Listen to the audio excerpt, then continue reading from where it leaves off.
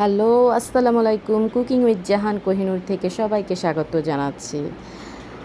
আজকে আমি আপনাদের সাথে শেয়ার করব কিভাবে শিং মাছ টমেটো দিয়ে ভুনা করতে হয়। তো আমি শিং মাছগুলোকে ভালো করে পরিষ্কার করে নিয়েছি, তারপরে হলুদ দিয়ে লবণ দিয়ে অনেকক্ষণ রেখে দিয়েছি যেন ব্যাড স্মেলটা না আসে।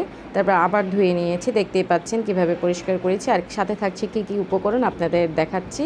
আমি বাটা মরিচ নিচ্ছি, লবণ নিচ্ছি, ধনিয়া গুঁড়া নিচ্ছি, জিরা গুঁড়া নিচ্ছি, হলুদের গুঁড়া নিচ্ছি, লাল মরিচের গুঁড়া নিচ্ছি, আদা বাটা নিচ্ছি, পেঁয়াজ কুচি নিচ্ছি, সাথে টমেটোগুলোকে কুচি করে নেব। 3টা টমেটো নিচ্ছি আমি, সাথে রসুন ইউজ করছি না এর সাথে।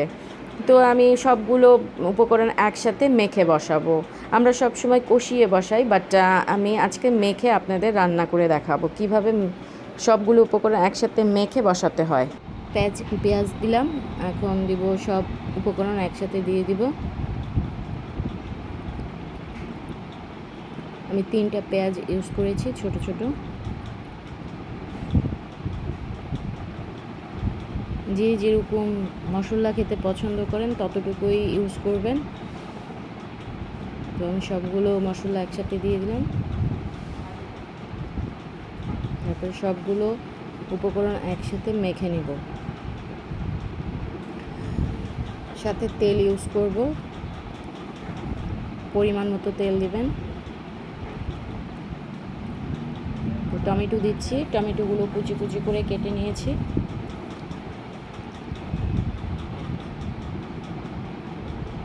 সবগুলো একসাথে মেখে নিব, ভালো করে মেখে নিব।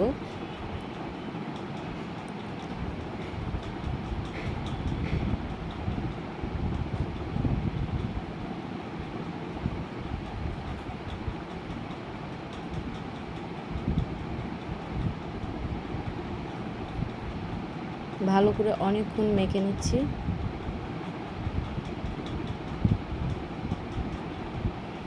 তারপর মাছগুলো দিয়ে দেবো, শিং মাছগুলো মেখে নিব মশলার সাথে।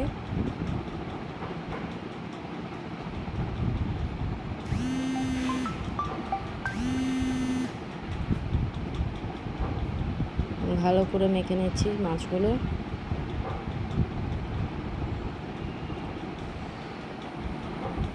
তো আপনারা এভাবে একবার রান্না করে দেখেন, খুবই মজা লাগে। সবসময় তো আমরা মশলা কষিয়ে তারপরে মাছ দিই, কিন্তু এভাবে মেখে খাওয়ার স্বাদই অন্যরকম। তো আমি এখন কিছু পানি ইউজ করব।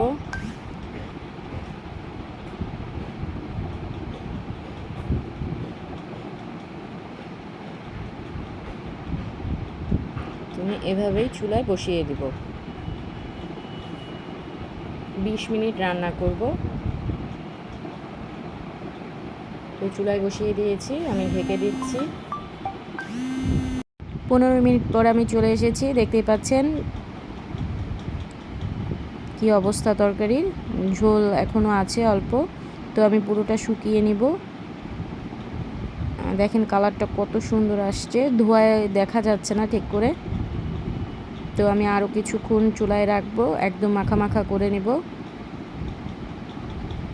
তো আমি ডেকোরেশন করেছি, দেখতে পাচ্ছেন।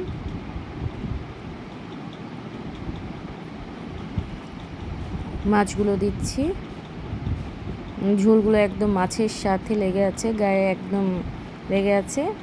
আপনারা এভাবে রান্না করে দেখতে পারেন, খেয়ে দেখতে পারেন, খুবই মজা। গরম ভাতের সাথে খেতে আরও মজা। তো যারা এখনও আমার চ্যানেলটি সাবস্ক্রাইব করেননি তারা সাবস্ক্রাইব করে দেন, পাশে থাকা বেল আইকনটি বাজিয়ে দেন, তাহলে সব অল নোটিফিকেশনগুলো আপনাদের কাছে চলে যাবে। আর যারা আমার ভিডিওটি দেখছেন, thank you for my watching video.